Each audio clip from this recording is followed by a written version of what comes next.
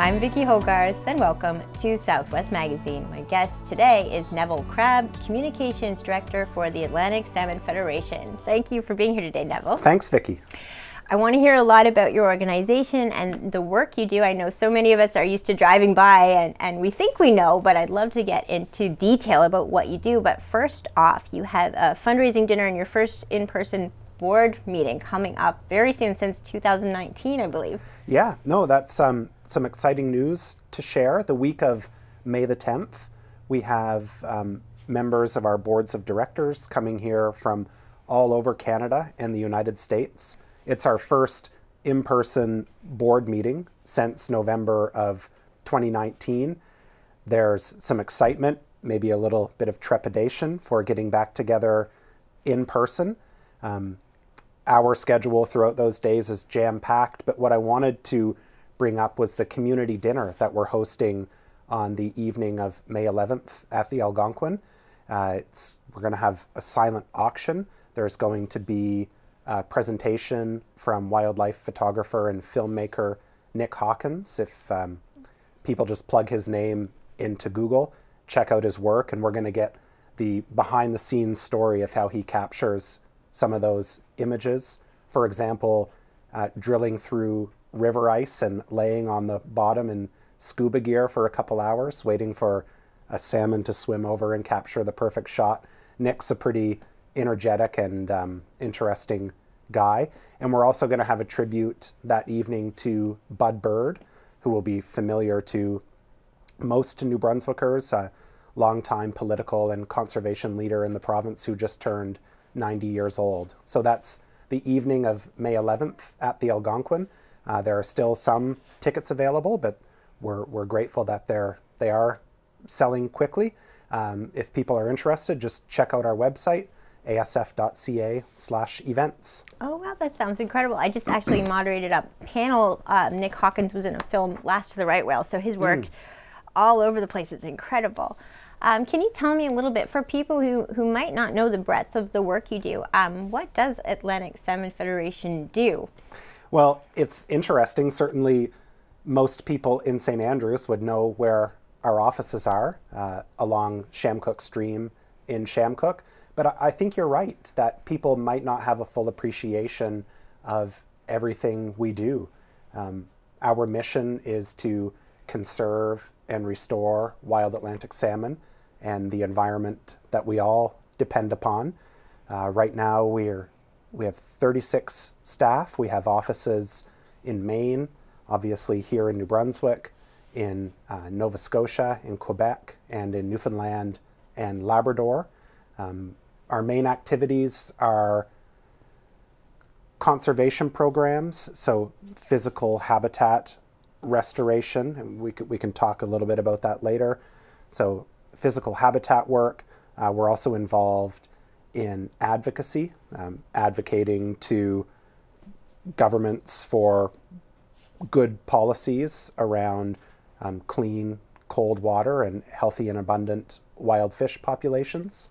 And scientific research is a big part of what we do.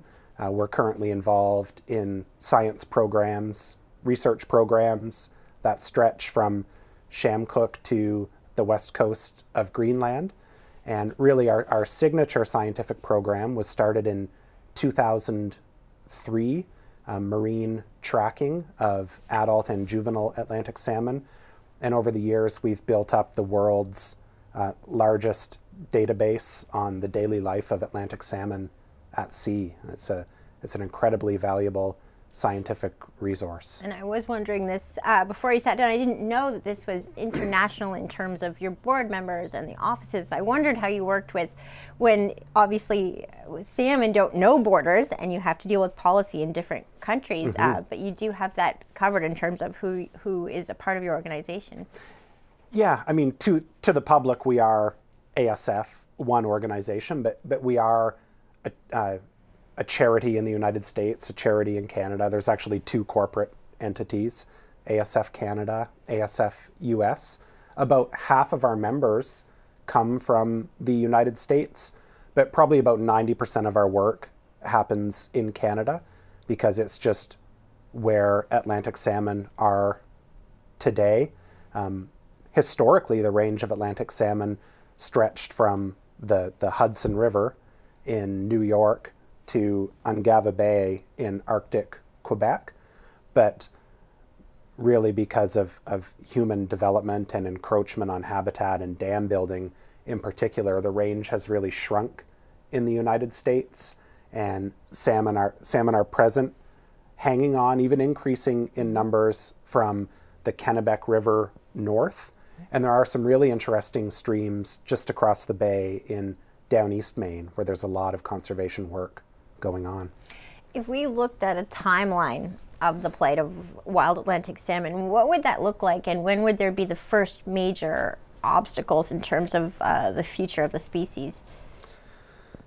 From a North American perspective, you would see people and salmon collide in the early American colonial days.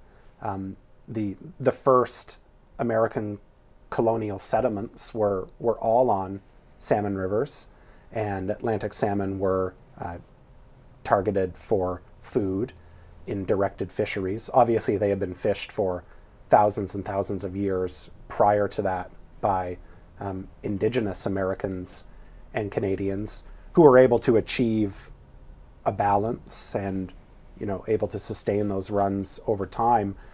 But when early settlement happened, one of the main features of every community was to build a dam, and that would power, you know, early on grist mills and other earlier types of waterworks, and then eventually through the industrial age, dams increased and increased.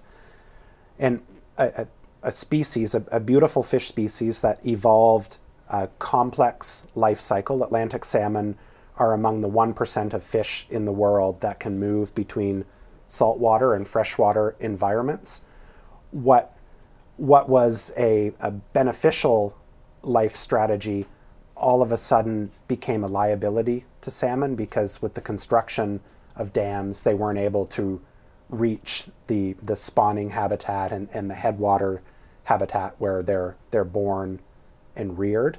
So that's when you would, if we were counting salmon back then, that's when you would first start to see a decline.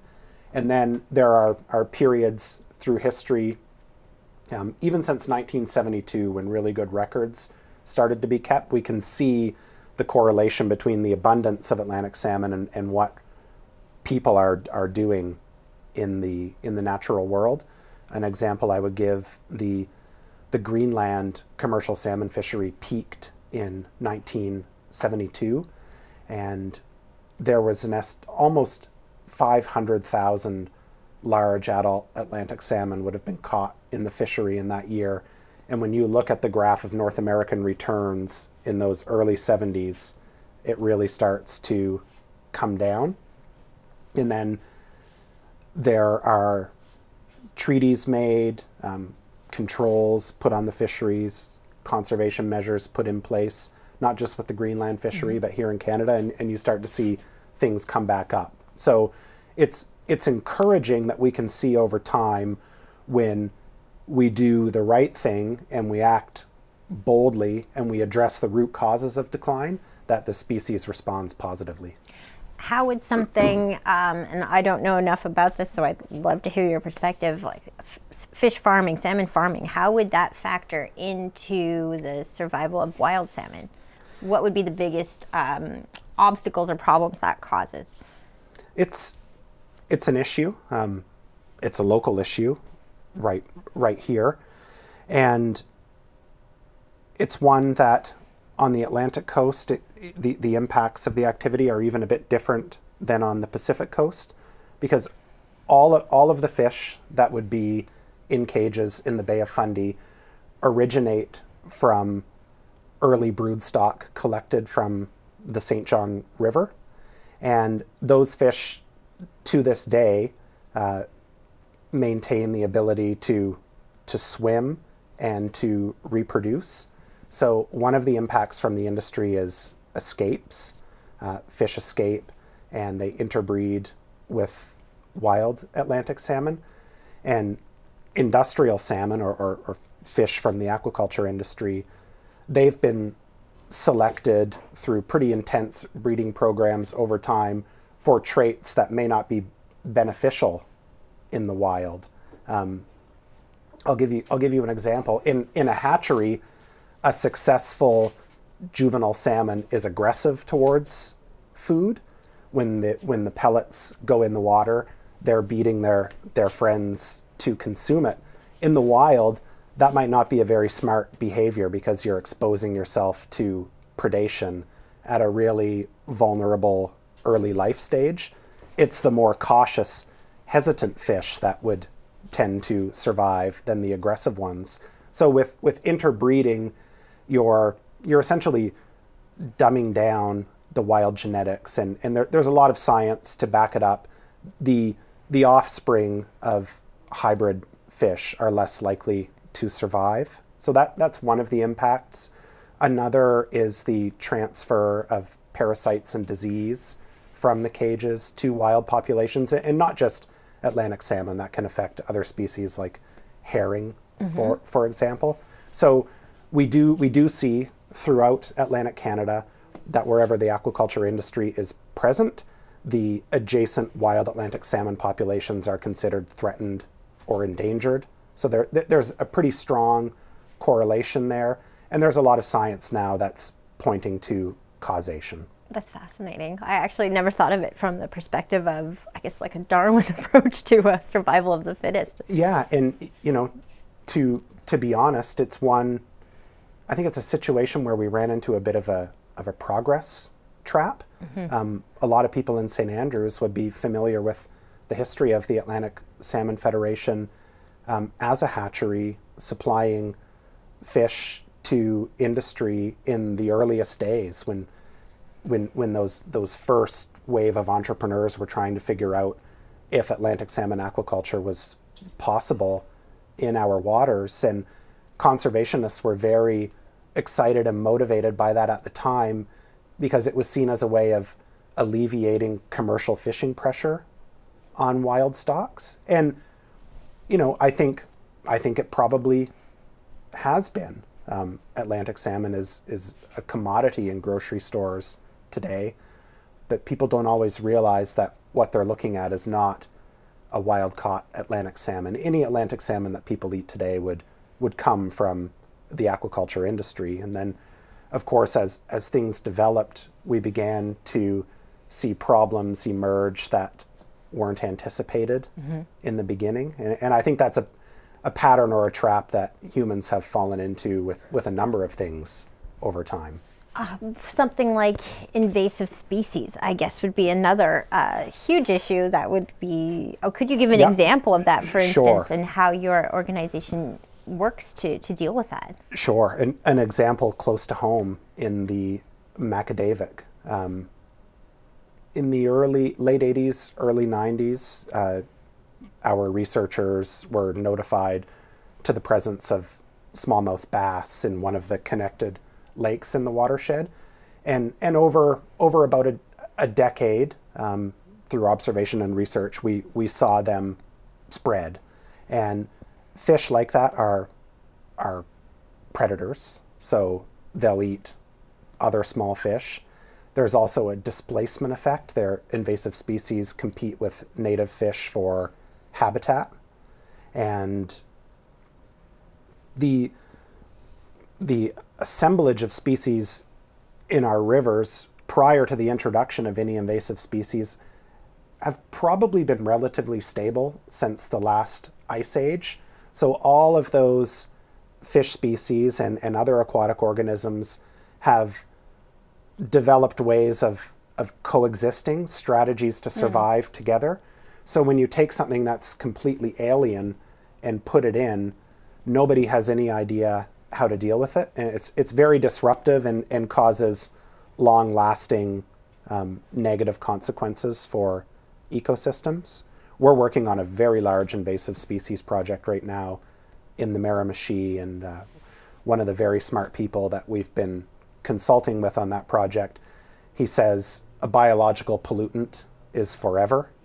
And in some ways, that's what invasive species do represent.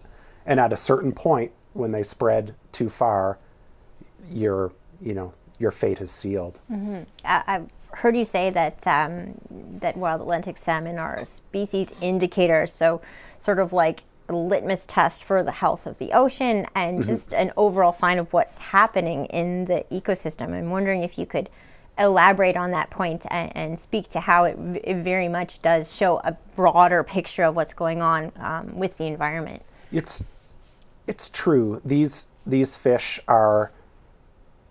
they're big, they're beautiful, they're like tigers of the sea. They're capable of really intense bursts of speed to close on their prey.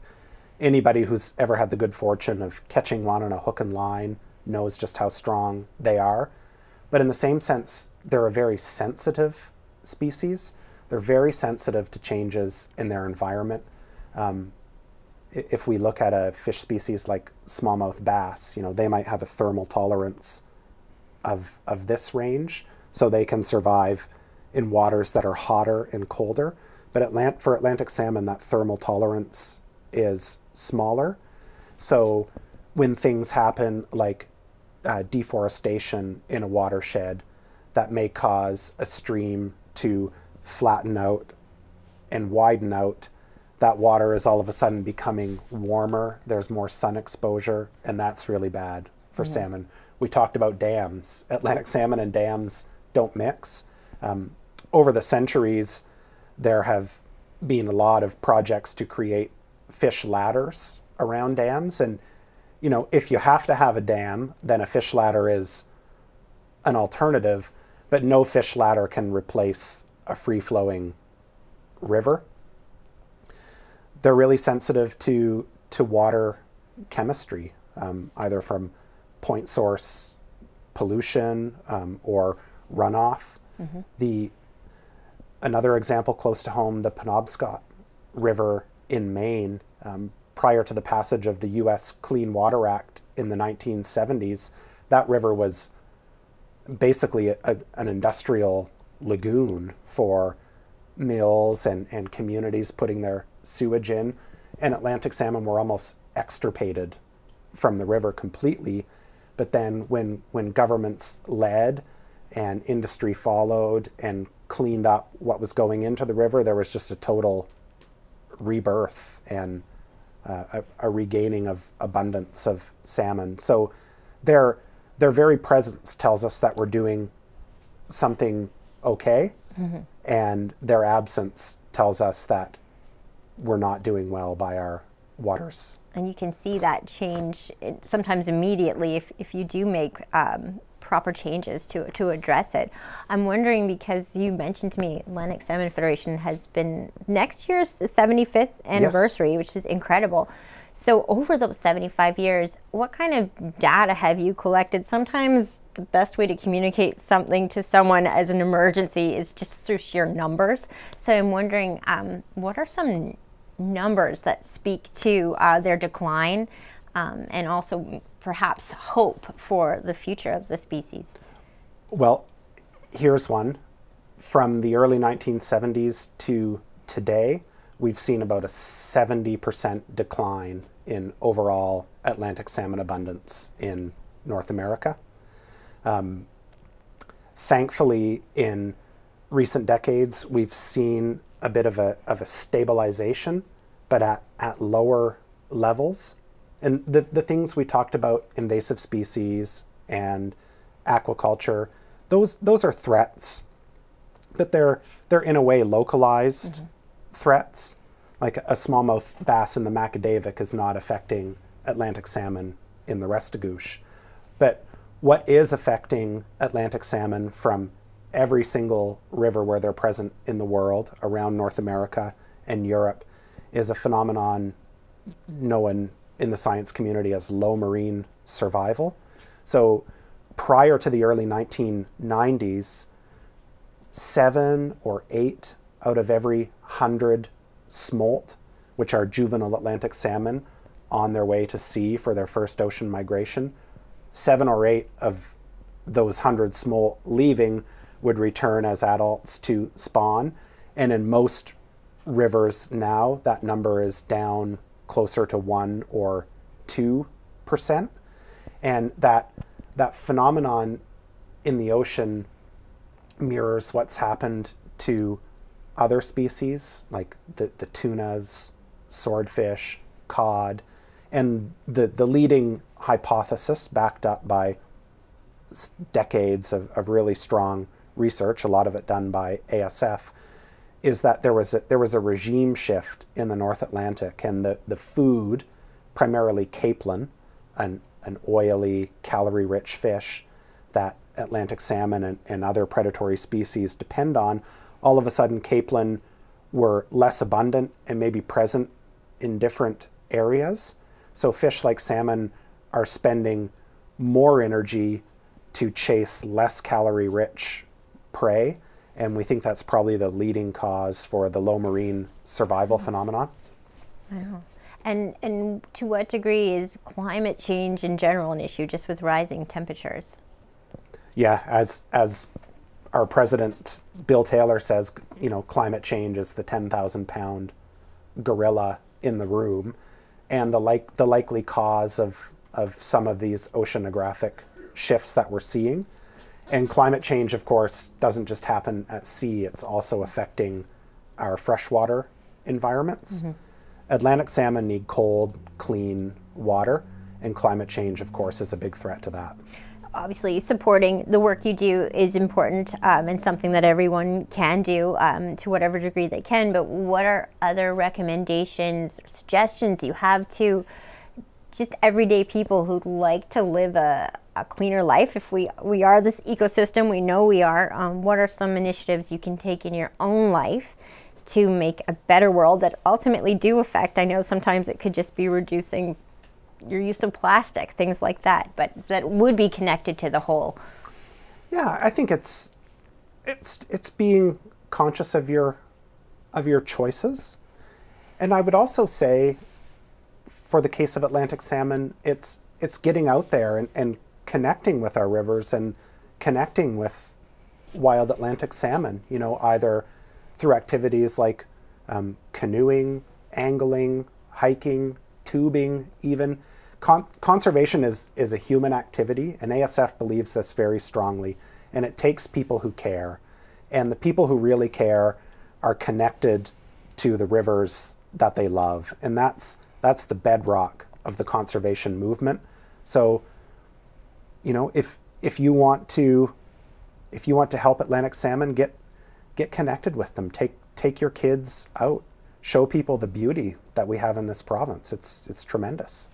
With the knowledge that you have, the research that you continue to do, are you hopeful for the future of this species in particular? And then I guess in the planet in general. I know it can be overwhelming sometimes, the subject matter, because it is critical that we make changes. But do you still have hope despite these very necessary changes and initiatives that have to get underway?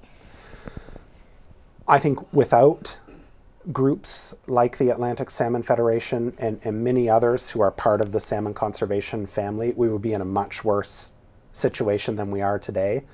And thankfully, and notwithstanding significant regional differences, like the rivers that flow into the Bay of Fundy are at, you know, extremely low, critically endangered levels. But in other places, kind of from the Miramichi north, if we're talking about New Brunswick, things seem to have stabilized, and that's very encouraging to us. It tells us that the conservation efforts of the past have worked. For example, fisheries today in North America are really not a conservation threat to the species. They're at kind of the lowest levels that they've ever been historically, indigenous and recreational fisheries. And we've seen this stabilization, so maybe we've kind of entered a new normal in the ocean. And ASF now, we're ready to turn our attention to freshwater in a big way. Pretty soon we could be announcing a transformational program for our organization, because we know that freshwater is where we can really have an impact, you can do projects and see the change year over year. It's where we can put our hands on that freshwater environment and make improvements and protect it from being degraded. And if we're only getting 2 out of every 100 smolt coming back, 2% of 10 million is many more fish than 2% of 1 million. So we think that in some ways we can mitigate what's happening in the ocean by making our freshwater environments as healthy and productive as possible. For the future of Atlantic Salmon Federation, aside from going to fundraiser dinners, which I think are wonderful, can people give regularly? Is there a way to connect with what you do for support? Yes, we are a donor-run organization. We do partner with government and receive government funding for specific projects, but the vast majority of our annual operating budget is generated from individual donations. Everybody from the $25 member that joins to offer their support to some of the great donors who have supported us, for a decade and helped us grow and become the organization that we are today. Conservation takes people. Conservation also takes dollars. It's the reality of it. But we're very proud of our record. We're very proud of the division of spending kind of between management and administration versus our conservation programs. We're putting every single dollar we can into conservation work, and if people want to, they can help us out, and it would be dearly appreciated. Well, I know I will. It's been fascinating to learn more about what you do and help get the word out there even more. And I'd love to have you back again soon to talk about future research projects. So thank you so much for being here today. Thanks, Vicki. It was great. My guest today has been Neville Crabbe, Communications Director for the Atlantic Salmon Federation. I'm Vicki Hogarth. Thank you for watching Southwest Magazine. Southwest Magazine is a news and public affairs production of CHCO Television.